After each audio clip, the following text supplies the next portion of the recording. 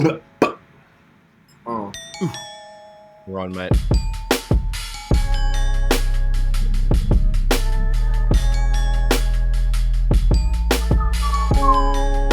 Yeah.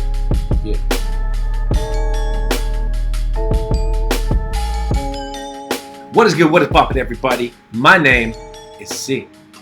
My name is No Sean. Welcome to episode 98 of Bad Habits Podcast. Nearly at 100. Who would have thunk, huh?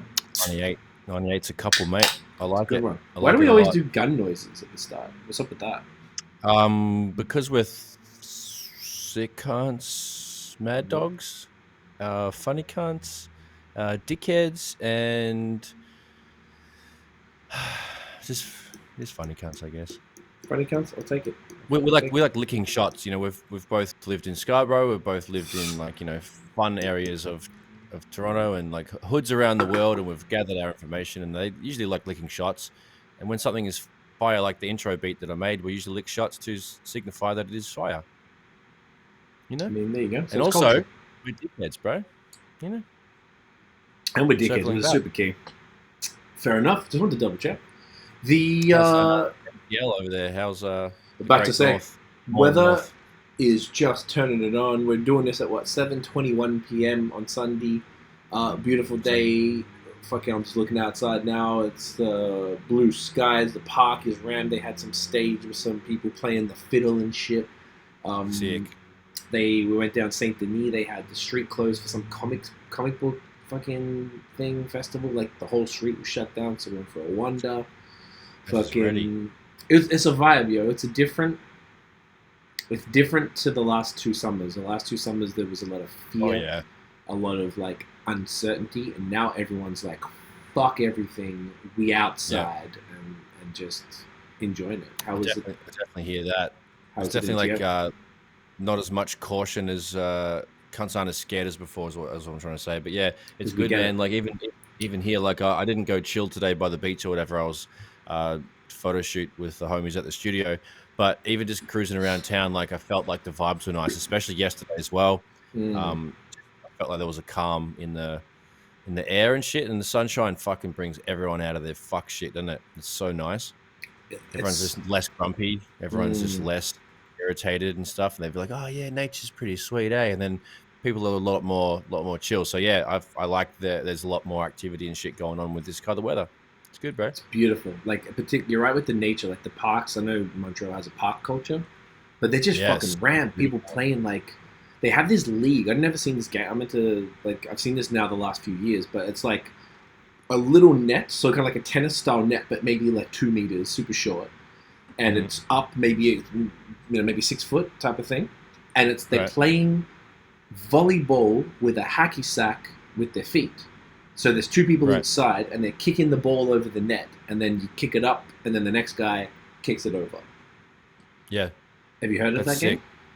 Yeah, well, when I was in Thailand back in the day and holiday there, they have, I forget the name of the game, but the ball is called, I think it might have been Tagore, and it was literally as you're explaining. It's like, a medium high, 6 footish net, and you kick. It's maybe like lower, two soccer on a net. But like, were they using, what was their, was it an actual hacky sack, like a woven? I couldn't tell, but it looked like that was the time. I was maybe 5-10 meters away, so I wasn't that close, but I'd seen it before, and I was just watching them play again today for a little as we were walking past, and I imagine for it to, if you had like just like a hard plastic ball or something, it would fly everywhere. Like the softer woven hacky sack with beads or whatever allows it to, I guess, be controlled, because then they're able to kick it. It goes up just a little bit. Because it's like the hacky sack are perfect for that. I guess that's the whole point of them. Like they're heavy enough where they'll sort of stay. They won't just fly anyway with the wind and shit. But they're light enough where it's like easy to do it, but they don't go, accidentally kick it way too far and just flies off. I don't know. It seemed like it was an interest. It seems very difficult though. It sounds fun though. Yeah, it seemed like a tough game though. I can't like imagine. Super small thing. He's got to fucking try and like bounce it in the air with like one cunt and then. It sounds like Jedi Knight soccer skill players would be good at that game. Like pinpoint accuracy. Yeah, accuracy for sure. Yeah, which is weird. Sick. So there's mad vibes at the park. Yeah, I remember holidaying and visiting you in good old Montreal, and just this cunts really turn it up, don't they? Everyone's got something to do outside in the grass. Everyone's got their fucking feet out, grounded. Everyone's drinking, eating chips, sunbathing. Tiff was like, talking. It's like instead of just sitting inside, you just do nothing outside. So instead of just being here, sitting there watching Netflix or some shit, he's gonna sit in the park and be on your phone and eat and chill with their dogs or whatever. It's very cool. It's a nice vibe. The last few days have been great, so I'm looking forward to the summer now. Particularly now, what is it? It's May 29th, so it's like basically June. June is like when, even though it's technically not until like 20th or 21st of June it becomes summer. It's like it's just like on. It feels like we're here now. Tiff's birthday is in July, so we're trying to book. We thought, let's go somewhere. We always try to book somewhere in Quebec, and we just can never do it because we don't know the areas and like blah blah blah. But we're like, this year, like, we're fucking doing it. So we're trying to find a spot. They're starting to go, but we have to get something pretty soon to go for like a week, so we can like soak it up, and then really just trying to like. I think the last 2 years showed us all that some people didn't give a fuck and they were just living their lives the whole time, and more power to them. We all did not really do that. So I'm trying to make up for that more, be out and went out for dinner, like trying to go out for dinner more, rather than just order in shit, trying to go see some stuff, go to breweries and stuff, just do some, just be outside more and like engage in the world and stuff. It's, while we can, who knows what's going to happen? Who fucking knows? One's all party it up. That's why I think that's exactly what you're saying before. That's why there's an extra vibe. People are really like, fuck it, like YOLO. Fucker, let's go. Last 2 years were bullshit in so many ways for everybody. But yeah, man, like everyone's keen to get it out and run around with their stuff flapping in the wind. I don't know. I'm talking shit. Well, we're probably all a little chunky from the last couple, so ain't nobody judging nobody. Never no judgment on the love handles and shit. Like, I'm thankful I got the fucking biciclette. I've been jumping in the forest, and that's kept my beer belly at bay, and I feel like I'm ready to go for the summer bod. All I have to do is work on my fucking tan, and that just takes time. I was on the roof before and just having a cheeky beer, and I was like, you know what? I'm gonna get my tits out, and did that for about 45 minutes. Nice. Sick. Soak it up. Honestly, like an hour of sun will make you feel like you've had 3 beers. It's so good. Yeah, man. I'd like to sit down and do that. That's a good idea. Like walking. Walking. We always make sure we're walking on the sunny side of the street and stuff. If we're able to cut through the park to go somewhere just to walk amongst the people and to soak it up and shit. It's just nice. I don't know. It just feels like this is how you always forget. It's not like every single year we always forget how good it is, and then winter comes and you're like, oh fuck, this sucks. You forget how much it sucks because being distracted. This must be amnesia. Yeah, like constant amnesia. Seasonal amnesia. It's like, we just fully. What, you forgot the fucking winter's freezing, dickhead? Like, I have the same thoughts every time. Wow, how did you forget? You've been here for 10, 11 years, cunt. And even people who have lived here forever, like, they've been here. People, Canadians, obviously, born and raised out here. Like, we're all fucked, aren't we? The same problem. I imagine this is how people in Cali or Florida or southern Texas or wherever the fuck it's hot all the time, maybe Queensland or like Hawaii or Jamaica feel like all the time. It's just like there's such a difference. Like, it's like, although the fall is kind of nice, the change in temperature, like it's all sick, but it's like so short lived now. Like, as the years have gone on, that little beautiful section of autumn is real short. It's like a 2-week window where the leaves get real sick and pretty. Yeah, kind of pisses me off actually, because where I go riding, there's a bunch of beautiful shit to see in the Don Valley, and you've got 1 week of photo ops to get the real good, and the rest of it's just like crud leaves. I think it's if you go further up, maybe if you go up to like Muskoka and stuff, it's like Vermont. We used to go to Vermont for leaf peeping, and we went last season up to Tremblant for a day when it was like beautiful. It would have been like 20 degrees and everything was like orange and red and yellow and everything. So it's like, I think you got to go to the certain regions, and what I've seen, there's like websites that tell you where so you can go to a Quebec website and it'll show you like, this is like early season, this is like getting to peak leaf, this one is past peak. Peak leaf. It's called peak leaf, yeah, dead ass. It's a whole thing. So we used to time our trips to Vermont with the peak leaf as much as possible. to go and see that because Vermont. It's the same. Obviously, it's the same piece of land, so it's like whatever. You can see all the same shit in Quebec. Really, it's just fun to go to America. But man, yeah, the peak leaf. I miss the leaf people. That whole range, that whole Vermont and like Quebec sort of shit. They've got some of the best mountains in the like. Honestly, maybe not in the world, but like that's definitely some of the best mountain biking in the world. And the climate, the terrain is the same as you said because they share the same sort of big chunk. Yeah. It's fucking beautiful, man. I got to get to both of those places. Yeah, man. I should definitely plan it out in summer. Come true as. Yeah, Quebec single track adventure. Jump on a bike and go for a ride with me, mate.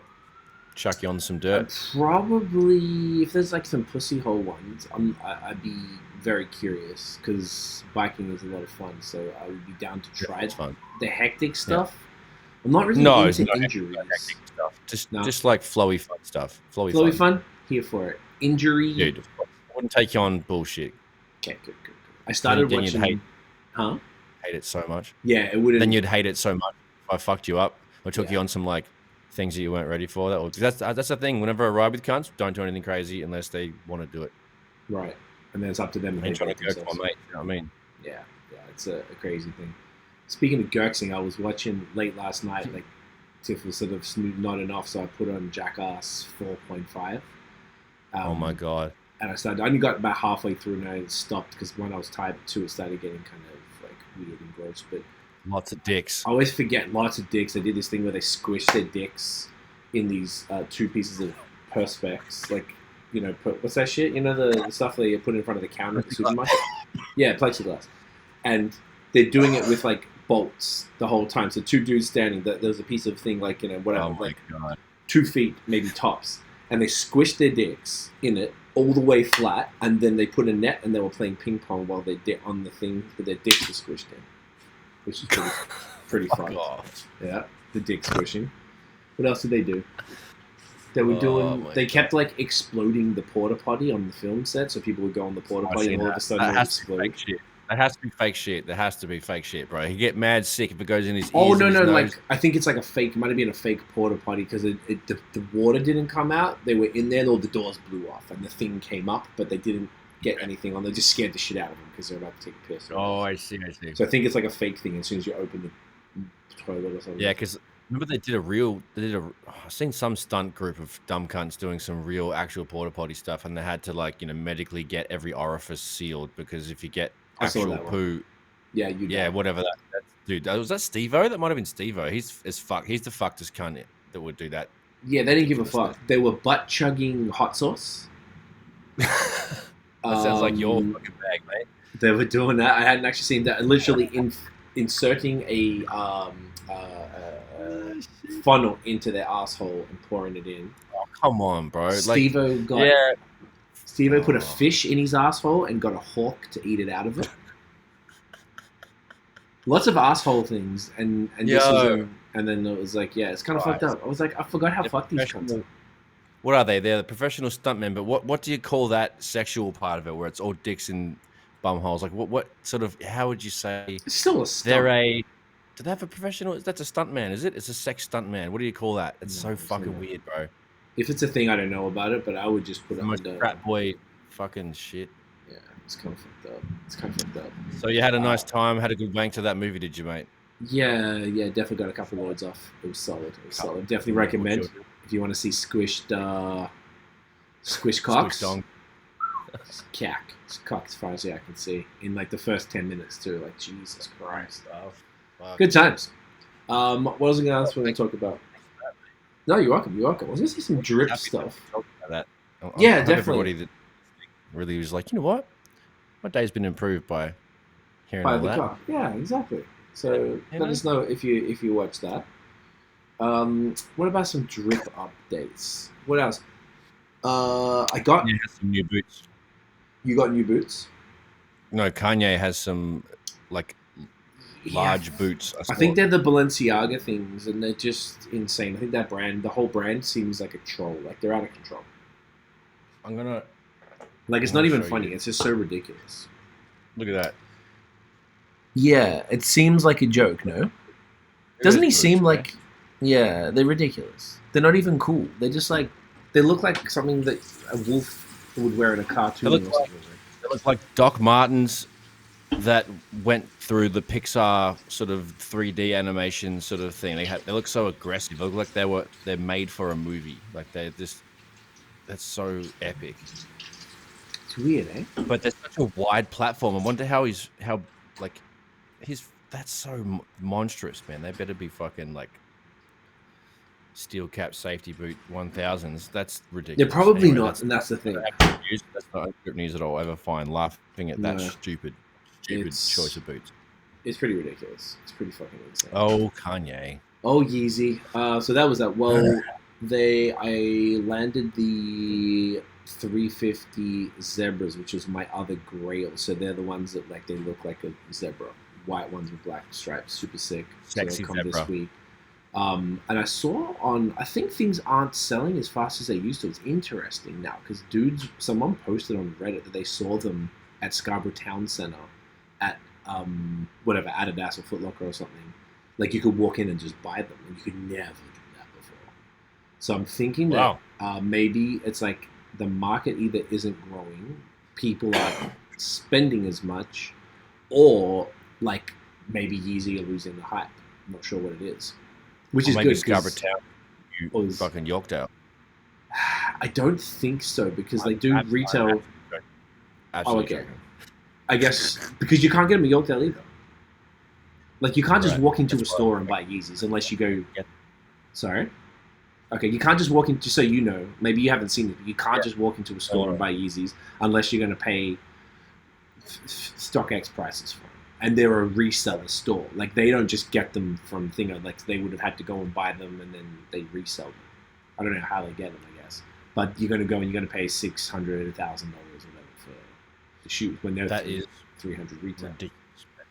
Yeah, so that's what I mean. If you're able to walk into a regular store and access them, they'd still move fairly quickly, I guess. But they would normally not even get to the point where they would be stock. Everyone would be either wait in line in the morning to get them, or they would get them online and pick them up, or they'd do what I do, get them off the app. So that's interesting. I was concerned about summer drip because this weather I wasn't prepared for. It came really, really, really quickly, particularly when we were in Toronto last. I was just like, what the fuck is happening? I don't have everything.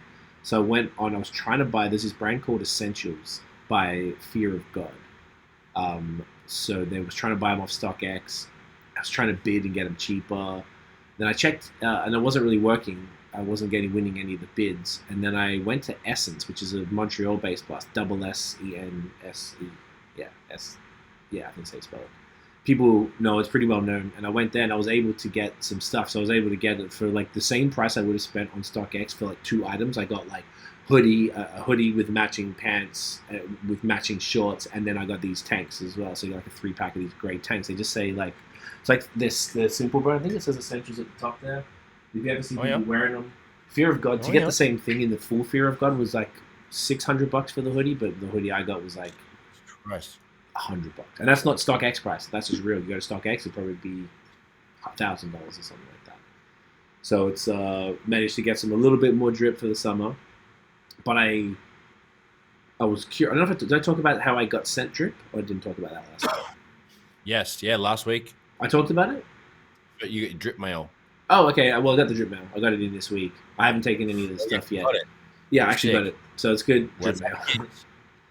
Oh, it's in the bedroom. I have it here. It's in the bedroom. Fair enough. Hey, they didn't pay me, so I'm not going to give them that much promo. But it's cool. It's fine. It's not really my vibe, but I guess the point is, it begins the drip mail journey. So hopefully more, that continues. More drip. Yeah, I like that. Get creative with it. Do something. Made the balcony nice. Went and bought some palm trees today for it. So it's like getting a little tropical vibe. So maybe it'd be a nice little place to do some like easy shoots and stuff. Irie things. And also, we are getting. Our mother is sending us some stuff we've had in Australia for a while now. This is almost like ironic, funny drip. We got this brand, Aussie shoe brand called Volley, and it was by this brand like Dunlop. As in, like, the tire brand. Yeah, they made shoes, like, in the 80s that you just wore because they were cheap and kind of cool. And then they came with hipster shit. They kind of came back. So they did they did partnerships or licensed VB, Victoria Bitter, which is like a macro shitty beer that's just very Aussie and funny. So they did shoot like a white one with it's kind of they look like a Converse All Star, I guess, done with volley. And we got the VB one. I think that's what you got too, and the matching socks. And I got the Vegemite one. Oh no, you got the Vegemite one. I got the Vegemite ones. Not the VB ones. Okay, I got both. And Vegemite, so they're all black with a red and yellow on there, and matching fire socks. As shit. I'd actually wear those. I think I just have the VB ones on the shelf for fun. But like, I actually wanted to wear them. I don't know why I didn't buy both. It's a bit of a dickhead move. But they brought them back. You can buy them again. I think I bought the VB socks, but not the shoes. You got the socks for me because I wanted the socks. Because when I bought them, I didn't know they had the socks, and then I was like, I saw it, and you were gonna get it. I added it to my order. It was. Or was the other way around? Yeah, it was something like that. Whatever. So Mum's sending that out. So that'll be here in a week and a half. I think she's doing that. By the time I finish the pod, she'll text me from the place. I think that'll be in a few hours. So that's great. So then we're going to have more drip, and we'll definitely both show those. So I will have them first because I'm getting them. I'm getting your on time. Is it there? Okay. So probably the next hour or two. I'm getting them sent here. I'll just bring them. I'll be in town soon enough, so I could either I'll be happy to send them to you, or I'll just bring it whenever you come along. Say I got beers for you too, so I could either put them all in one larger box, or I could I'll bring them. But I imagine at the very latest I'll be in town for like Canada Day, so it'll be fun. Fucking sweet as bloody ripper. So good with all that right there. Good drip news. So lots of drip to come, and hopefully more summer goodness is coming our way. So maybe we'll do music first because there isn't really much to talk about. This week was pretty avo. I reckon it's been pretty shit for a while. Have not been much. Like only big thing like Kendrick the other week, but that's kind of it. Of course, I was gonna say other than the big the couple of big releases, all it's been like pitters and patters of singles. There's been a couple of there's been a lot of music, but it hasn't been like standout to us at least. No. Did I just see here? Did you check the? Yes, agreed. Did you check the thing I put EMI in here? There's an Eminem album apparently. I saw that. That's what the fuck? Oh, Eminem Show Expanded Edition. Oh, I saw an ad for that. I thought that was just like. Is it because it's 20 years or something? Why is it expanded? Oh, there's skits before every song, or are they already there? I haven't seen this album for a long time. Oh, here we go. There's like. I don't know if any of these songs, because I can't remember, it's been so long, there's like, oh my god, 38 songs on it. Oh, there's instrumentals, live versions, and the live versions of songs, are they not even all they're from another album? Okay, interesting. So this is just like an excuse to re-release stuff. Yeah, that's what I felt, because like if you're using the same fucking name again, it's like, bro, stop doing that. Make some actual new good music where you're not rapping your fucking head off with machine gun raps. Just like give me something sweet as. Interesting. Okay. Well, that's what he dropped. I was just looking through the new projects. There's been Sean Paul dropped something, don't care. Jim Jones and Mano, whatever. Nothing else I even really am familiar with. And then singles. You heard there's a bunch of stuff. We'll just talk about the ones that you had a few that you liked, and there was one album I listened to that I enjoyed. Yeah, talk through those singles. Nice, yeah. The first one that I liked was the Logic single. The track's name is Orville. It's featuring Blue and Exile. Nice. And that's there's a guy named Like as well. Sorry, it's pretty good, man. Like it's very boom bap, soulful bass shit. Like it's just I'm pretty sure. I'm going to assume Exile produced it, but also maybe not. You never know. But it's. I'm not mad at it. I'm not a huge fan of Logic, and I was like, he did a good job on it. And then Blue's sick as fuck as always. Yep. That Like guy I'm definitely new to. So, but yeah, classic boom bap shit. That's definitely a nice sunny day vibe on that one. The other single was Okay, which was the Rick Hyde Benny Butcher. It's called Like This, featuring Loveboat Luciano and Jonesy.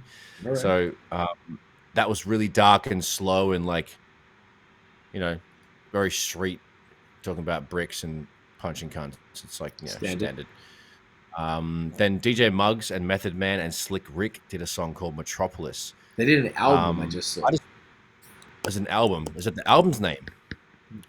Oh, no, you know what? You are 100% right. I'm sorry, I misinterpreted that. Okay, so that's the single that they did. That's pretty cool. That's what word. So that's, I mean... How is it? It's good. Again, kind of dark and slow and boom bappy and classic. It's fine. It's always good to hear Method Man. Slick Rick's voice with modern mixing is amazing. He's a buttery cunt. Super smooth. I love it. I have to listen to it again. I definitely just like... I don't even think I listened to the whole thing. It's only like... Yeah, I was kind of just skipping, so... But they both, rap the whole... They split the track into two and just basically two long-ass verses over a Muggs beat. So, yeah, love those two. Definitely worth checking. And that was it for songs, I think. Okay. I had one song. I had listened to a bunch, but the only thing that really stood out was a song called Incident Stepping from Protege. Or, no, Incient. Incient. I've never even seen that word before. Maybe it's like ancient, but it's ancient. Anyway, Protege, reggae dude. He's fucking amazing. I love him. Oh, dope. Yeah. And then I sort of came on this singer from the UK called Mira May, Miraa May. She had an album called Tales of a Miracle, so I started listening to that. That slaps. She's great. She's really, really good.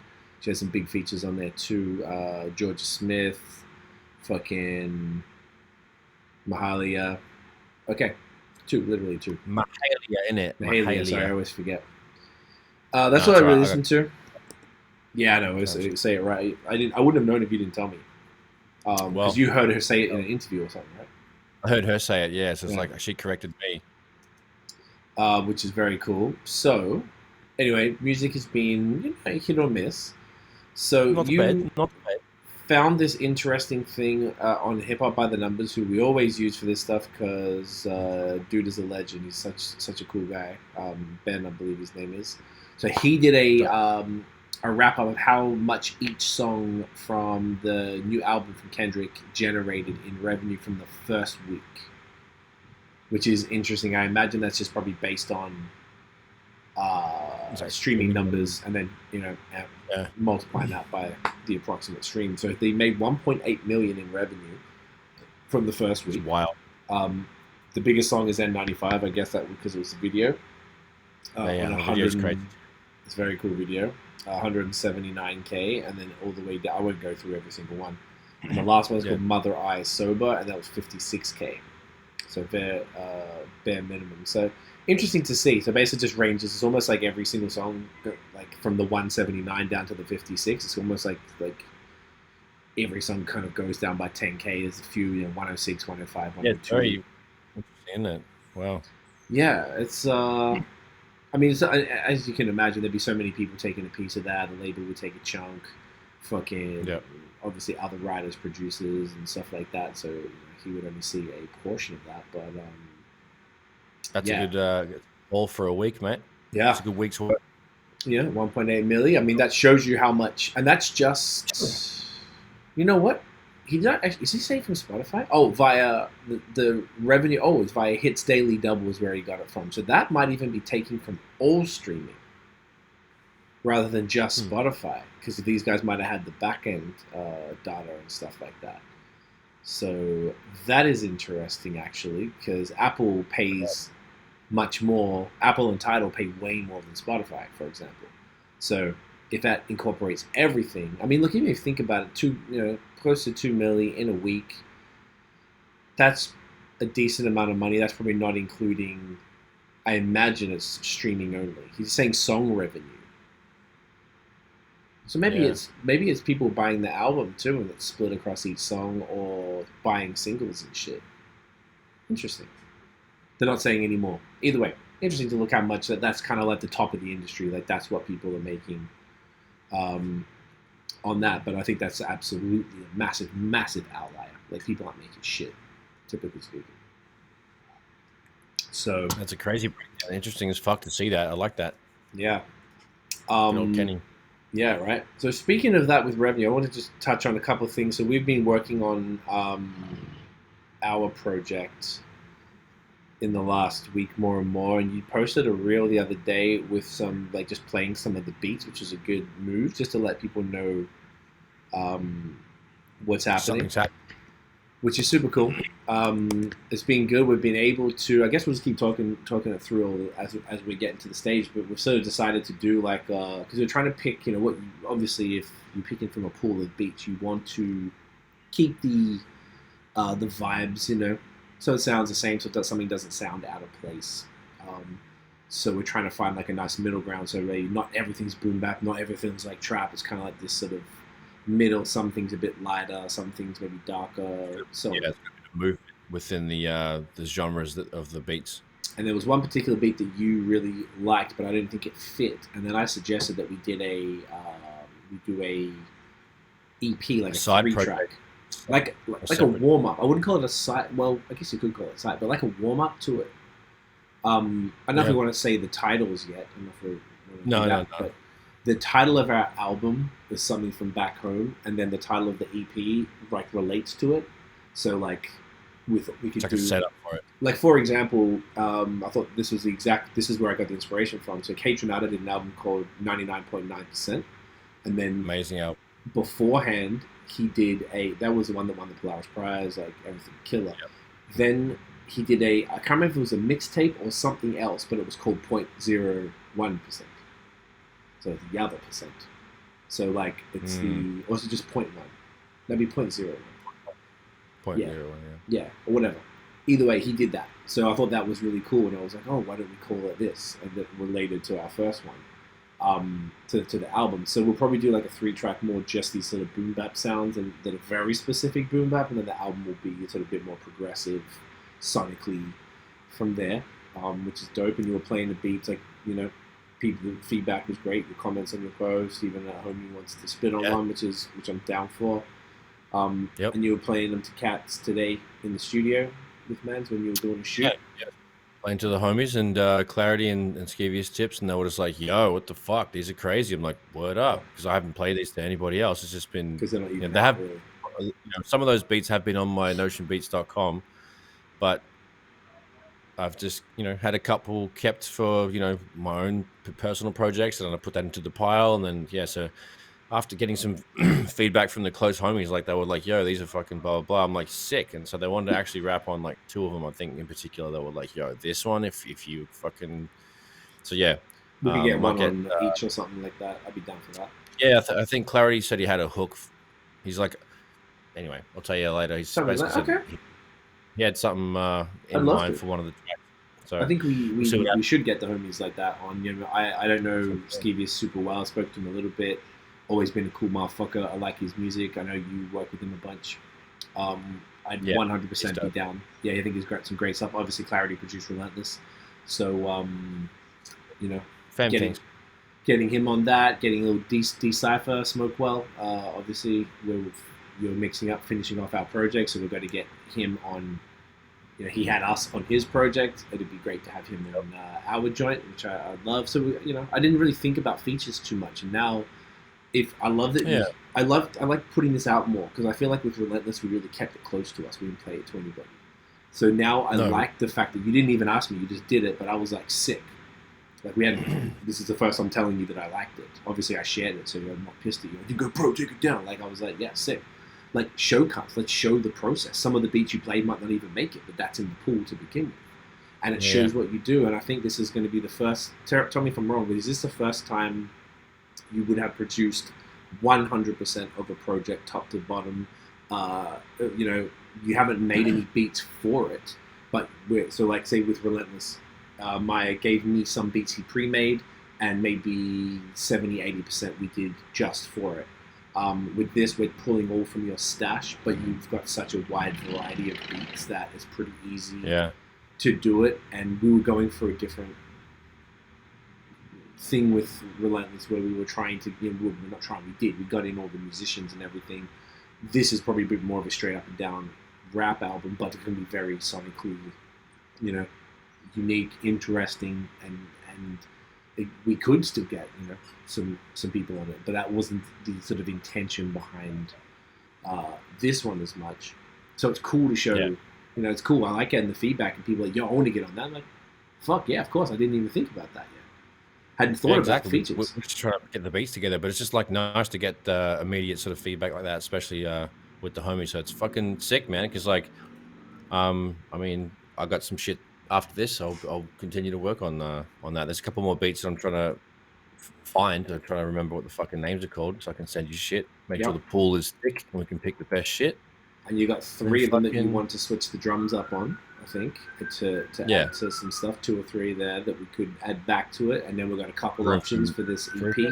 Yeah, just so we can choose them. We're like, all right, cool. Well, for the EP, we only want like 3 songs, like super short EP. Like, we don't want. I mean, keep the album like 10 songs. We want it to be like very consumable, easy listen, not something that's like 80 minutes and shit. Like, I want to move through this and write and record it pretty fast and just get it the fuck out. It'd be good. Yeah, like 45 minutes to an hour, right? That's what 10 songs usually is. No, Relentless was 38.5 minutes and it's 12 songs. Relentless was 38.5 minutes? Yeah. Yo, so Rhino's album that I'm doing, which is 14 songs, that's to relieve the sorrow-laden heart. That's 14 songs. It goes for 56 or 57 minutes. I was like, yo. That means they're all very long songs. Yeah, the songs are all 3-4 minutes because he loves the old 3/16 structure. Oh, the old 3 minutes. I get it. Yeah, but that's interesting. Fuck. Okay, cool. That'll be snappy in and out, wouldn't it? Yeah, and I like that. And this is my segue to the next thing, and this is something I want to actually specifically say to the viewers and listeners. So I've been really thinking about, I don't know if I told you this yet, but I've been really thinking about getting Relentless pressed on vinyl.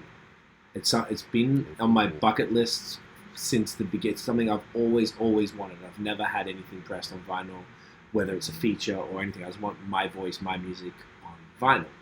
So Relentless is the perfect thing for it. And funnily enough, this company called Crates, Qrates, reached out to TMF on Instagram, and they were like, "Hey, and, obviously it's just their sales thing. Like, hey, if you think about pressing on vinyl, here's how we work, or whatever." And I'd heard of them before, and I went to their website, and they seem to be the most simplest, affordable, easiest way to do it.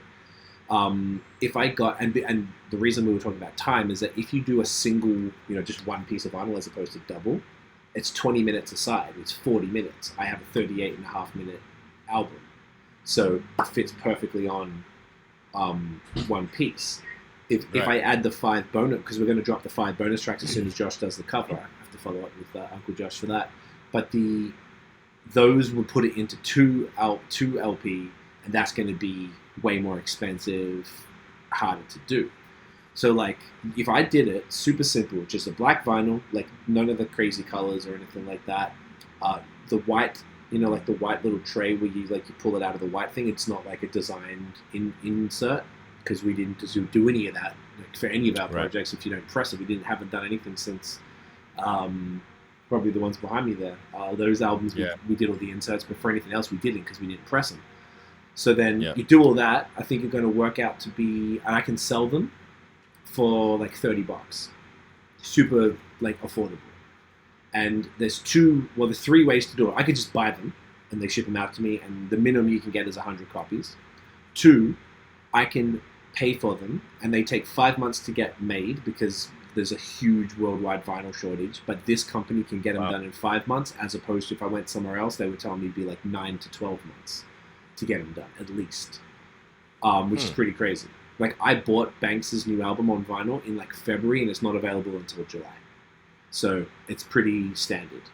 So I could do it, and you get a page, like it's like Bandcamp. So the crates.com has like a marketplace of just people selling their vinyl that they press. So they have a service where they'll do the fulfillment. So I would pay for it, and then just leave them there, and people would just order it, and they'll send it out. And they do it worldwide, and the shipping's not so bad. Or alternatively, they do a crowdfunding. So instead of me paying for it, I can do, the minimum's 100. So I put the design up, you put up a couple of example songs, and then share it and be like, all right, you can go buy it. It's just $30. You pay for it ahead of time, and once all the money is accumulated, then and if the crowdfund doesn't hit, you get all the people who paid get the money back. Say if it got to 70 copies sold and that's all it needed, like, I would just buy those last 30 because I want to give one to you, to Maya, to everyone who worked on the album, to Josh, to Richard, to Jonathan Emile, all the people who were part of the project. I want to give a copy to be like, hey man, like, thank you for all your work, blah, blah, blah. So I was thinking of doing that, but I wanted to see. I'm going to post on social. I'm going to do like a poll. I've made a mock-up already on their website. You can put all the different options. Like, you want 12-inch, you want 7-inch, you want red, vinyl, orange, green, blue. Do you want the splatter? Do you want full color? Do you want black and white? All of those options. Mm-hmm. So I worked it all out, so it works out to be the most affordable, simplest thing. So I don't want people to go, if I did all this fancy shit, the whole vinyl, people would have to spend $60, $70 plus shipping. And that might even be US. You know what I'm saying? I don't want to. I'm going to make it so I make the bare minimum. I don't care about making money from it. I just want it. I just want it to be affordable and easy. Just cover the costs. Like, fuck. That's it, bro. Honestly, because like we're not, into you and I. More of a. It's like it means more like to physically hold your baby. Like I didn't get hard on my sleeve pressed up, so I know exactly what you mean. And like to get something on vinyl, let it be fucking epic. Like, dude. Well, we still potentially could. So yeah, I'm here for it. So yeah, but I want to see if, and I thought about this for our other projects, so like do a remaster and a repress and a press it. But I want to see if do people want it. Like, would people buy it? Like, how many people would actually seriously spend the $30 plus? It's like $10 shipping if you're in the US. It's like $15 if you're in Canada, and like $20 to Australia, which actually isn't too bad because you showed me the table. So it's actually pretty doable because I'm going to have people in those 3 countries primarily buying it. So I don't want to look like it's embarrassing if you fuck up a crowdfunding campaign, right? But like, will I get 70 sales? And like, if someone buys 2 copies, the additional shipping is like 60 cents for the second one.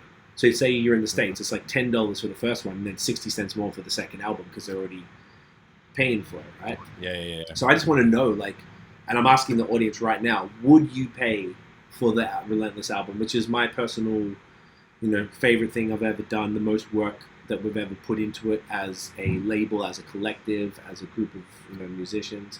I think it would turn out beautiful with some really, really great music, and I want to see if people would buy that. Like, would you actually do it? So I want to run a poll. I'm going to post about it, post a mock-up so people can see what it would be. Like, all I need to get it done, Josh just has to make, on the actual vinyl, there's a sticker on each side with the hole. So Josh just make that one, which just all the song titles. Like that side and side A, this side B, this side. So you have that, and you have to make a spine. That's all Josh. He already gave me the cover front and back in like 20,000 by 20,000 pixels. So I've got it bigger than I'll ever need it. And then all I need from you is to master the first 12, like the actual album, not the deluxe, but just 12 songs to vinyl, which I know that you've done before. You have experience with that. You know what's going on. So that's all I need to do. It's pretty easy. Like, I don't think there's much else I'd have to prepare. So let me know. DM me at C4, CWFOR, DM the Movement Fam, or comment on any post. But yeah, I'd cop the Relentless vinyl. Like, let me know somehow. Like, comment or DM or whatever the fuck works for you. I just want to know if people are going to do it. I really want to know, because I really want to do it, but I don't want, like, every musician who's ever toured has a fucking bunch of merch sitting in a closet somewhere taking up space. We have CDs, mixtapes, t-shirts, hats. There's not like a fuck ton, but there's more than, we would have had. We had to spend that. We did that when we were broke too. Like, that's the thing, yeah. We sold a bunch of merch. Yeah. We did pretty well with merch. Our hats that you made all the time always sold out. That's true. But I've still got a few. I think we got a couple beanies in there maybe left, and one or two, maybe like a red hat that's not as cool. I think we might have some bucket hats. Random that's shit. right. I used to man, I was stitching on everything. That was such a fucking fun, creative thing to do. Like, who knew that I would be fucking good at sewing shit and using a fucking... It was perfect. Anyway, that's hilarious. That's a very funny part of the musical journey. Making our own merch. Who fucking does that? Who makes their own actual merch? Yeah. Probably a few cunts. But to that sort of level, to get it on, like, looking professional, it's wild. We did a good fucking job, man. So great. No, you killed it. We wouldn't have been able to do it, obviously, if it wasn't for you. And, like, we had a pretty nice range. We were always, one of the most professional at any show we did as far as our setup. Yeah, we always had the CDs always looking on point. We always got really high quality shit. And then, great artwork, really clean, glossy. The plastic wrapped. The t-shirts were well printed. Were good. I mean, they're like Gildans, but they were quality good shit. Good presentation, overall. So, like, you know, someone bought one of the CDs. Dude, who's such a legend. This guy Phil in Quebec City, who's a fan of BOS. He's one of those the sickest type of cunts who supports everybody. Who go to all the beer launches. Who'll buy that. Who'll go to his band. He's like a metal dude. I've been on his podcast. He went and bought This Is All I Know on CD, and I was like on Bandcamp. So I just went. I sent him one of everything, and I sent him a couple beers because he'd been really supportive of BOS and posting all of that shit. Like that type of cat. I'm like, I love those type of motherfuckers, you know, who go in there, who he bought Relentless the second I put it out on Bandcamp, like paid and overpaid for it, like, you know, those type of just supportive. So like, I imagine he would probably want the vinyl, but I hope that there's a bunch of, you know, cool folks who just want to support, and, you know, we haven't had anything to sell for years aside from just the music, right? Like you and me didn't make any TMF merch or Sea or Notion merch or print any CDs because who gives a fuck. So vinyl is like, thanks to you for getting me the turntable. Like I've got now, I don't know, in the corner there's like 30, maybe 40 albums that I've just bought, all the classic stuff. And, you know, try now if someone I like drops an album on vinyl, I'll buy that shit. Like, you know, Banks dropped their latest album, I bought it immediately. I just wait for it to get sent out now. So it's that's like sick, dude. I love that, and I enjoy the experience of it. So, like, I think people who like vinyl, it's like a thing. I see a lot of people I know, like, posting them listening to vinyl. It's like a cool thing to do. So, yeah, guys, I'd like that. I think it'd be cool for all of us to do that. You obviously haven't had your voice on vinyl either, I imagine, right? Or any of your work? I feel like if you did, you'd probably know about it. Well, yeah, exactly right. I think it's just I've prepared masters for vinyl. I've done like the side A, side B for a couple of projects for some homies and clients. So, yeah, I haven't actually. Don't think I've had. I was trying to think if I featured on that album that I did, but I don't think I did. No. Yeah, I have to think about that. But yes, probably not. Probably not. So, I don't know, I think it'd be kind of cool for all of us. I imagine Maya hasn't had his voice on vinyl. I don't even know if Johnny Emil, or maybe he has. But either way, most of us, maybe Dave hasn't either. Like, everyone featured on the album, like, would probably appreciate it too. They'd really just get a kick out of it and stuff. Because most independent artists probably wouldn't do it. It's slow and expensive and, you know, it's niche, but it's kind of coming back a little bit. Like I've really enjoyed just the experience of buying them, finding them. Oh, I got this one for a reasonable price. Like sick. Like, fuck, man, this album's a classic. Like the shit I got is like really, really dope shit. And like it's easy now because at Christmas or birthday, we don't really do gifts, but if we ever want to do stuff like that, like you gave me some the Fuji's, the score for my birthday this year, which is fucking fire. You gave me a couple joints. I think you gave me Raekwon and Raekwon. Was it Illmatic or was it Good Kid, Mad City? Good Kid, Mad City for Christmas. So then, because you gave me that, I went and bought To Pimp a Butterfly. Right around the time Kendrick's new album, like not long ago, like a month ago maybe. Man, so like there's so many that I've got like in a note in my phone that I'm gonna just like systematically just buy and just like stack them away. So like whenever something comes around, hey mate, here's another vinyl. Get that in your happy birthday. Just be that into the deck. Honestly, and it's like it's so cool because I don't like gifts. I don't know about you, but I don't like gifts. If I want something, I have to fucking buy it. And I was like, I would rather be in life. I'm like, I just want to buy this for a notion. I'll just buy you something, like, because I can, not because it's your birthday and it's sort of we have to give you a gift. I don't fuck with that as much, but it's been really nice, like, to just like, oh shit, vinyl, what do you get? Oh fuck yeah, because obviously you know my taste.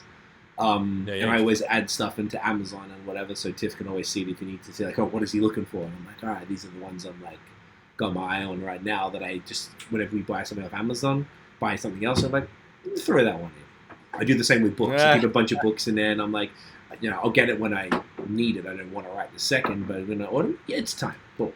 You know, so it's kind of fun. I like it. So yeah, that was very long-winded, but I wanted to tell you at the same time as telling the people them, like, you know, about what we're thinking, and then I'll post probably this week, just to see if folks are down. So vinyl potential. We got a few news things that you put together, so maybe we should yap about that stuff. Yeah, so like last episode we talked about the game Was he on? Is it because he was talking shit on Drink Champ, saying he wants to do a verses with Eminem? Cool. So the caption, the headline is "The game continues. Slim Shady slander," and they quote him saying, "When have you heard Eminem in a club?" So he's just like, talking more shit. So his belief is he's the superior rapper, and he wants to, I guess he wants to capitalize on this sort of shit. Yeah. And he wants to put his dick on the table, and that's cool. And he's always said that, I mean, like, fuck, whatever. He's just very confident that he's better than Eminem, and that's cool. Like, cool, man. I definitely respect him as an MC. He's definitely got some merit to what he's saying. But I just like the Verzuz situation in that platform. I don't know if that's you shouldn't be too cocky. I don't know, man. That's going to be a difficult one. He does got some absolute. Look at me. He's got some absolute slappers and some certified hits that got him on the board. But like, I don't know. Anyway, so he's talking mad shit still, and I think that's because there's some. There was an announcement that his release date for Drillmatic album, which is a basically executive produced Hit Boy album. Okay, that'd be great. So that'll be fucking crazy. So June 17, Drillmatic. June 17. Okay. Yeah. So the photo the album cover is a photo of him holding his son wearing an NWA chain. It's hilarious. Have you seen it? No, I'm looking at the pieces now. Once again, because Dan would normally have it there. Instagram. Yeah. A fucking Dan, for fuck's sake, you cheeky fuck. Piece of shit. Okay, I see it. Interesting. That's like must be an old photo, I imagine, right? Old as. That's his, yeah. That's a pretty cool pic, though. Funny. Yeah, the NWA chain on the bub. That's actually hilarious. It's his kid? Guess so. All right. Executive produced by Hit Boy, which means he executive produced it and not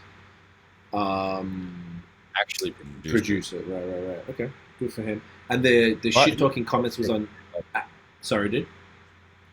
I said Hit Boy's sick though. He was talking on Hot 97. What was it? Yeah, maybe. And he's playing some snippets from other shit. He's just a really good cunt. So.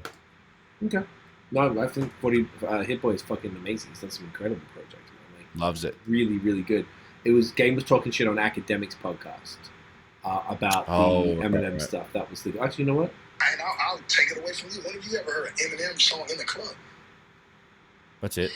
When have you ever heard in the locker room like, yo, it's Eminem, I'm about to go crazy? Because I'm not taking away from that. I don't hear Eminem in the streets. I just don't. And so again, it's like it's not saying that he can't rap. The skill set is there. I'm just a better rapper. I just haven't been given the light that he's been given. They didn't put the money behind me that they did. They put. I mean, look, he's completely delusional, but like, he's not a better. He could argue, does he make better music? Maybe over time, maybe, but he hasn't had hits like Eminem's had. He's technically not as good a rapper. Like, you can't even. Me and Tiff recently were listening. I can't remember why.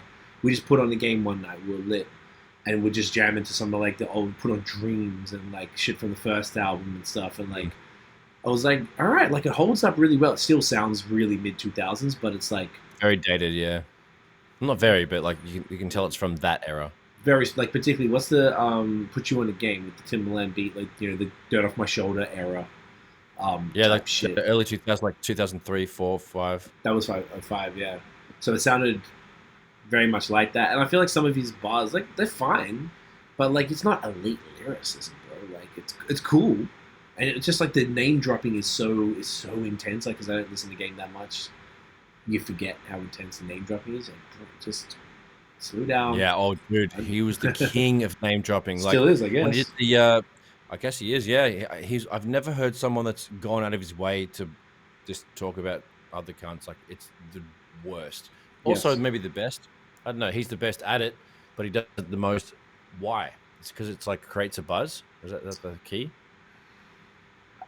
I don't really know. I don't know if I can really put the finger on why. I mean, maybe just not about creating a buzz, but maybe it's become like something that people talk. I guess they talk about. Well, we're talking about it, so I mean, maybe I don't know if that's creating a buzz as such, but like, it definitely feels like there's some intent. Like, he's not doing it for no reason, type thing. Yeah. But yeah, very interesting. So, all right, I'm keen to hear the album. Cheeky cunt. Yeah, very cool. The Spice One thing. So, what's the deal with this? This was kind of weird. It says Spice One laughs off Diddy's claim Jay-Z filled Tupac and Biggie's shoes. So last week you played the Twitter. Was it called Rooms? What was Spaces. the thing called? Spaces. Wow, look at you. Look at me. Look at you. Look at us. We're doing it.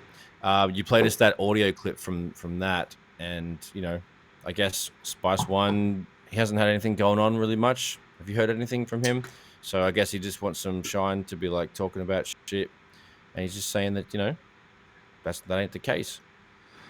I'm looking at it here because I could play it, but it's like a full YouTube interview, and I don't think it's the snippet. But he said Jay-Z ain't got as many bitches, and he ain't get as much love as Tupac had, and he ain't been in enough movies, so no.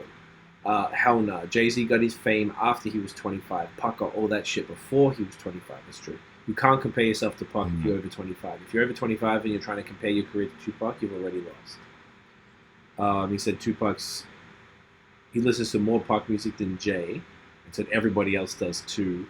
He said everyone knows Tupac is a superior rapper. That is absolutely factually incorrect. Yeah. Says Jay-Z knows that shit. Ask him, he'll probably tell you. Can you sell 2 million from the grave? Can you sell 6 million from the grave? Madonna didn't give you the pussy, she gave it to Pac. Okay, bro.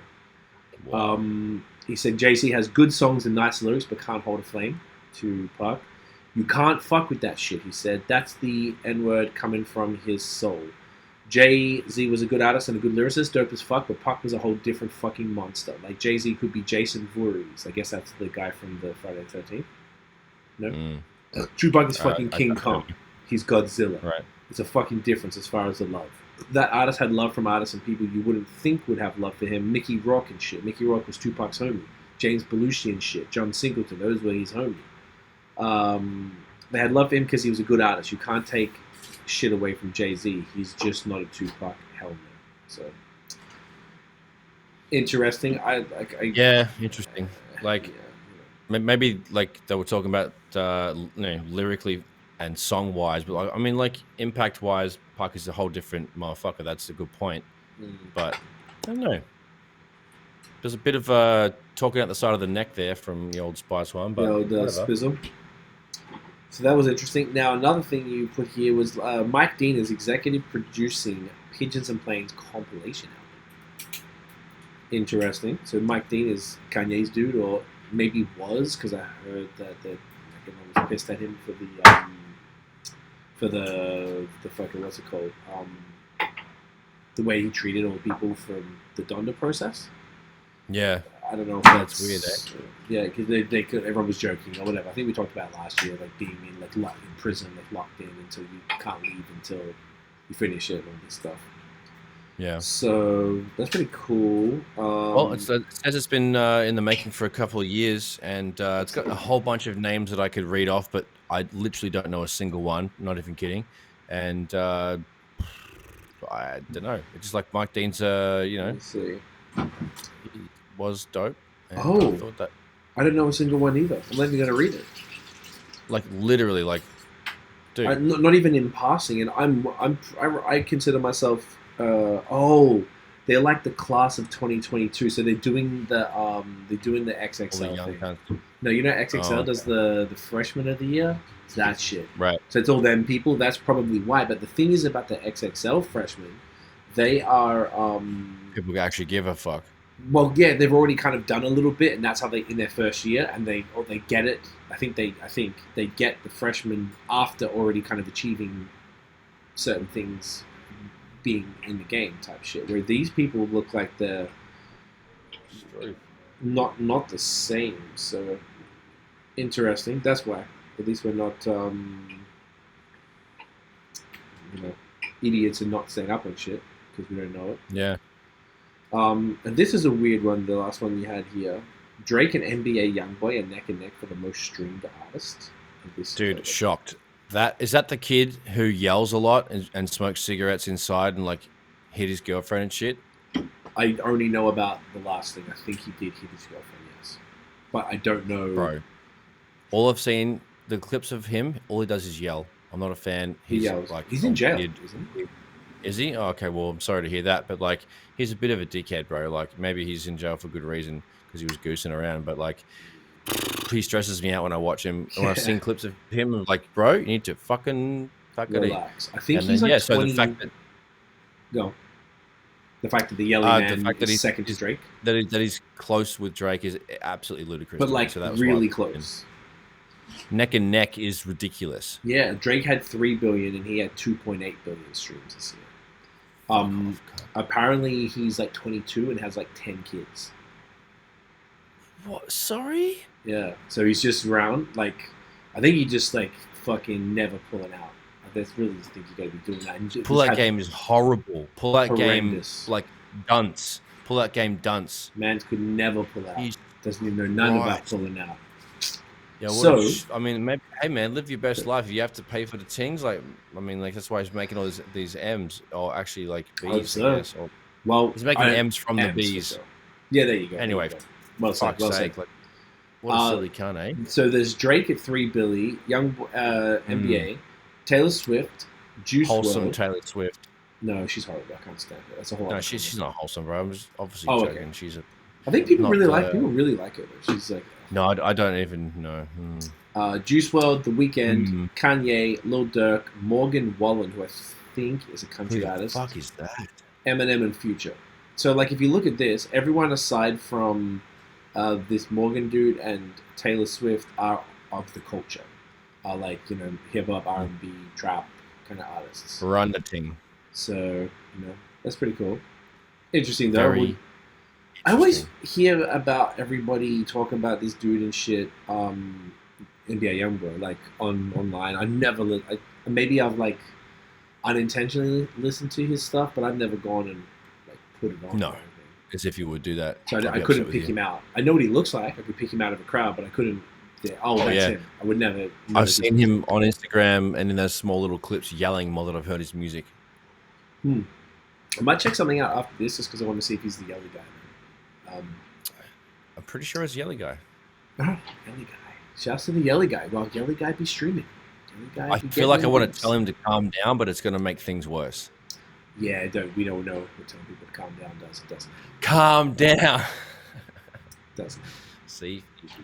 Yelling at old youngin' notion. So that is interesting. Now, Verzuz went down a few days ago, and I didn't even know. Thursday. Tiff just told me. Did you see promo for this, and did we even talk about it? No and no. I saw it on because I was on my phone doing sweet fuck all. Love it. And I happened to see the Instagram's like, oh yeah, nah. Verzuz live right now. I'm like, what the fuck are they? Did it play the whole thing? I clicked on it and it loaded up, and it happened to be 25 to 30 minutes past the time that I guess they were scheduled for. So I was already watching songs. I watched it for about a minute and a half, maybe a minute. Turned it off, didn't come back to it. Because it's UGK versus 8ball and MJG. The reason I ask is that Cypress Hill, I saw a thing afterwards where B-Real was pissed that the Cypress versus Onyx wasn't on Instagram Live because they had a deal where the Verzuz was part of the entertainment for a Triller boxing match. So it wasn't even like the main thing. Oh. It was part of the entertainment for an event because Triller now owns Verzuz.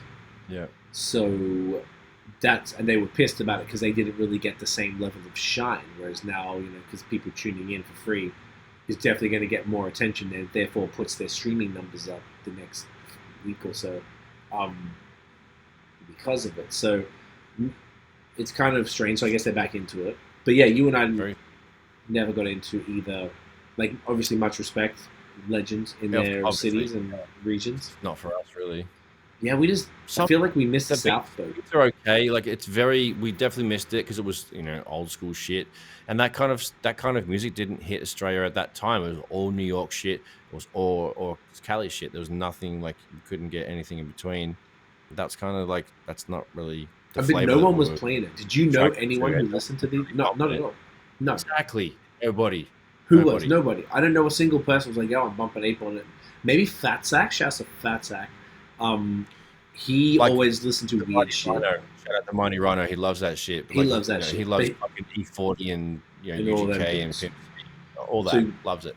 Rhino's but like here, even so more different obscure, like, you know what I mean? It is different because he's over in North America, but like in Australia, zero, nothing, and we can't relate to anything they're saying, like anything. No, different lifestyle, different slang. Yeah. Even here, we can't.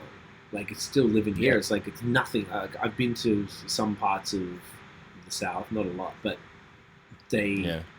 Like it's it's very. I think it's a completely different world, particularly the shit they're talking about. So it's like it's fun and cool, but their music is super, like you said, old school. We were too young, I think, to catch them when they were really popping. I don't think we would have liked them. Actually. Yeah, that's a good point.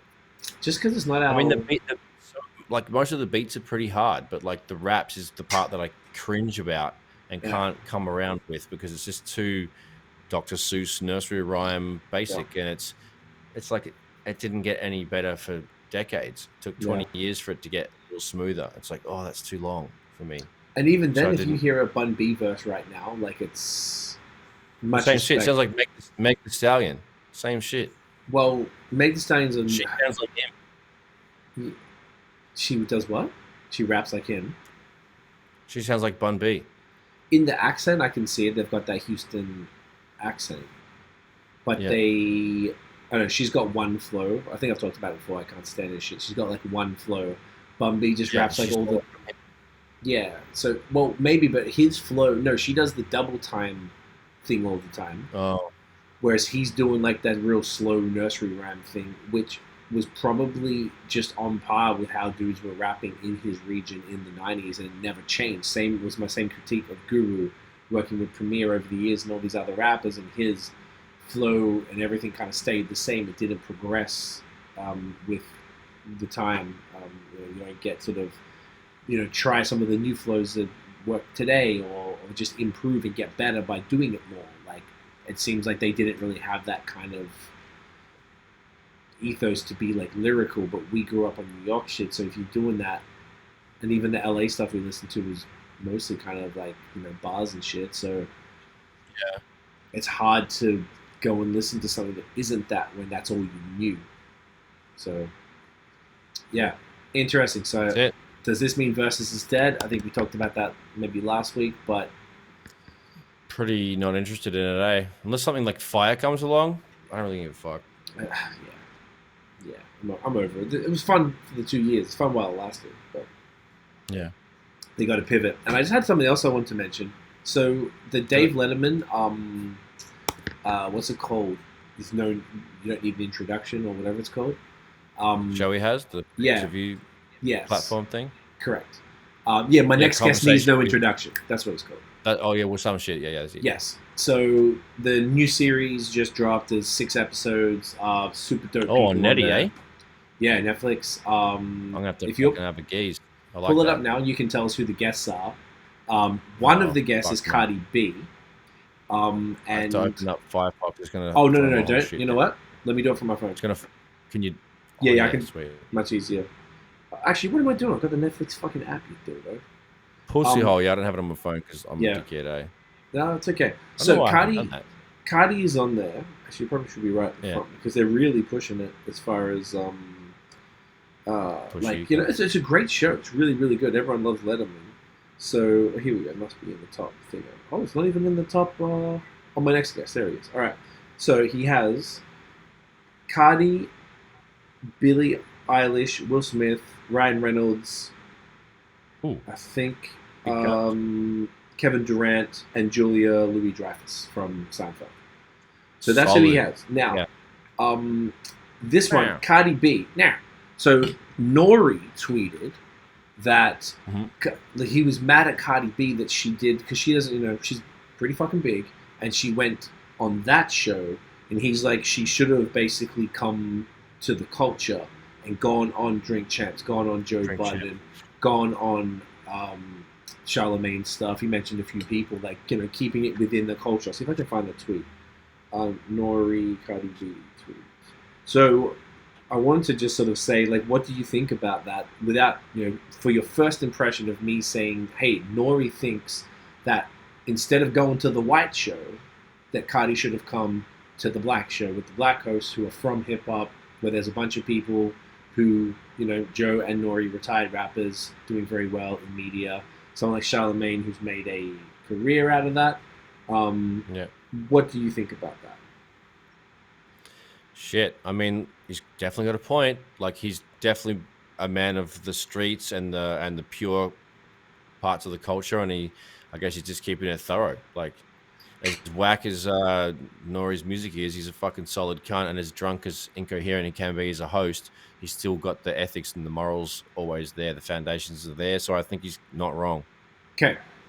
So, interesting to see. So let me read out, I actually just found the tweet, and he said, David Letterman is my favorite, but man, why go there or Ellen before $1 million worth of game, or Joe, or the Champs, or even Twitter shit? I have been... Twitter shit? Yeah. I don't know what that means. I had been the best to this culture. I've always put hip-hop first, and I see you guys go to Ellen and David Letterman and Zane Lowe's and treat them with more respect than the culture, but you say you want black excellence. I'm going to be honest, even going to Oprah or Gayle King is trash at this point. We control our culture. Why go outside of it? He's talking about like the networks and the big boys and the big wigs that, you know. Yeah. So all the like the larger. I mean, I said that to Tiff, and she was like, "Well, why would they go to something that's not as big? Why would they go to something with the most eyeballs? Because she wants, or any of them want, you know, they want reach. They want more people to see the shit. Why would you go to the smaller show when you can go to the bigger show?" That's the business move. That's the business move for sure.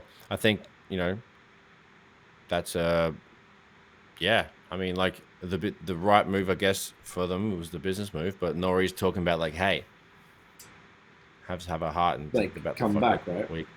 Yeah. So this is what I just found. What Nore actually said. He goes, "I wasn't even talking or thinking about Cardi, but someone wrote an article on allhiphop.com. Said love it. Wasn't even talking or thinking about Cardi, but love the article," which is unlikely. So the Breakfast Club responded, because I guess he was talking about them. They insisted that Cardi has continued to support the platforms that showed her love during a come up. Envy says Cardi does a lot of things that a lot of artists won't do. And he also said that Nore likely wasn't even talking about Cardi, but maybe a bunch of people. Envy added that Cardi still frequents black-owned restaurants and establishments while showing love to the DJs that put her on. Then he says, but I do feel that when artists blow up, they don't go to a lot of places that help them get there, and they start doing the crossover thing, and I think that's whack. Then Charlemagne said, a lot of artists and labels do treat non-hip-hop platforms with more respect. The publicists and labels will come, this is a quote, will come to black outlets and say, don't ask this, don't ask that. But when they sit with white outlets, they'll say, we're open to discuss anything. So that, to me, is where the respect is, because you're giving these white outlets these sound bites that go viral, and you make those person's platforms bigger. And then he said it wasn't talking about that, which is the first I've seen. So, interesting, huh? Word up. That is. So, I don't know how I feel. If it's, I think you got to definitely show respect, but I'm not mad at her for going to that platform. Why not choose both? Woman. Yeah, it's your businesswoman. That's a lot of people. Definitely hear it. I hear what they're saying for sure. I think a lot of people who make comments about things like this don't know business, and that's pretty common. I noticed that even with like in the beer world, people like critiquing moves that breweries do. I'm like, but why would they do that? Like, money, bro. Like she can also do both. Like she can, you know, she can do the big dogs and do the little dogs or whatever the fuck. Like I get the business move. Not mad at it, but I know where Nore's coming from, and that's where my answer was still coming from. But yeah, it's like fuck, bro. What are you gonna do? America, she's out that paper, bro. She's one of the most successful for a reason. She doesn't fuck around, so of course she's gonna aim for the big dogs. But Nore's like, yo, but yeah, he wants to get to raise the platform, you know, the Revolt platform as well. So I get it. It's part of the hustle. It's all good. Yeah, healthy competition. Like, well, it got people talking, no? So here it is. Once again, controversy sells. Maybe we have to do something controversial on this podcast and say something like that's like a very strong opinion. I noticed. Let's say some bad swear words. We'll start. That's not enough. But start. I'm kidding. Who is a cunt? The queen. Fuck her. Queen's a cunt? Yeah, right. I'm just trying to say something that's controversial. Fucking Lizzie, mate. Do you know what's interesting? I posted, and this is like final, we're at 1:15, 1:14, so we're basically wrapping, but I posted on our BOS last night, and we did a video where you're like on TikTok and on Instagram where it's Kim Kardashian saying like, I forgot what it is, but like I'm basically saying no, I'm not into that. Like I'm like, it's like Tiff handing me a Labatt 50, a macro beer, and I'm like, no. And on the screen it says when someone offers me a macro beer. So I posted it. The commentary intended for the video was about macro beer. If people don't know that, just like Budweiser, like, you know, multinational, multi-billion-dollar, mass-produced beer that isn't made by small craft stuff, and the vast majority is trash. Yes, exactly. Hence the critique of that, right? That's not controversial, but the fact that we happen to use Labatt 50, which is a strangely beloved macro beer in Ontario and Quebec equally, which is very weird to me again. People are fucking furious, and it's hilarious because it was a prop. That's all you had lying around. No, I bought it for the videos, but I did these pour videos. No, I bought it for that as a prop, because I got the extra big, like the 750 ml can, like, you know, like a big fucking tall, really tall can. So I was doing these pour videos, like how not to pour a beer. So pour it in a dirty glass, pour it without tilting it. Those videos do well because people are trying to say that everyone has an opinion on it, and it's not even controversial. It's like textbook stuff, but they still have an opinion. Hilarious. But it seems like we struck a nerve with using the Labatt, because on TikTok, people are like YouTube troll level angry at me about it. I'm just encouraging it because I don't give a fuck. I'm just like, how about you fucking drink it? How about you shut the fuck up? Only real men drink Labatt. Fuck, I bet you like the beers that fucking taste like raspberry, like all this type of stuff.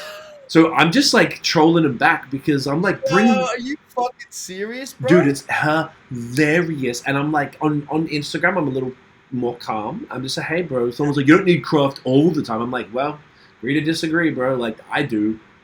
You know, more Labatt for you, I guess. You're like, that's insane. It's fucking insane. So it doesn't. Okay. It's good because I'm not. Take a look on. You can just go. It's like TikTok.com/@. Oh no, you on the app. Go to BOS and take a look at the comments on that video, and check on Instagram. I think you just appreciate it. So the point is, it's sort of like controversy at, you know, without saying anything super crazy that'll get you taken down, is really what's drawing attention. So the only way to sort of grow anything, it seems these days, is to do something controversial or make like a really strong opinion or some shit. Well, it's so we have to think what we want to do here, you know? All right. Well, we'll figure it out for next week. So with that said, where can everyone find you online? At Notion Baby on Instagram, Twitter, and Facebook. At Ill Note Studios on Instagram and Facebook. At Notion MTB on Instagram. If you like mountain bikes and nature and me doing fun things and teaching you about bikes. Fucking illnotestudios.com. Get a dog up, yeah. See? Get some beats. I'll take the thumbnail. And then I can talk about it. Sorry, I just thought about it. I didn't want to forget. Because if we forget, it's fucking annoying. Okay, ready? And me, you can grab me at CWFOR on Instagram and Twitter, and CWTMF on TikTok and Facebook. Everybody, thank you so much for watching and listening. If you flip and enjoyed the episode, smash the thumbs up, hit subscribe below, hit the notification bell. Ding! So you know when the new drops. Follow us everywhere at The Movement Fam. We drop these eps every Monday at 8 p.m. Eastern. Once again, let me know if you're into the vinyl. I want to know. I really want to do this. So, you know, I'm trying to put it out into the world now. I had a meeting with the Crates company to ask all my questions and find out. Let's see if we can do it. I'd love it if y'all would love it. And let's get some vinyl. And to that, we'll see you sexy beasts next week. Episode 99 coming up. Fuck. Catch a cunt. 99. Catch a cunt. Yeah, right. Catch a cunt. Catch a cunt. 99. You're a fucking. You're a cunt. Oh, peace, y'all. Peace. Get a dog. Got ya. Dog.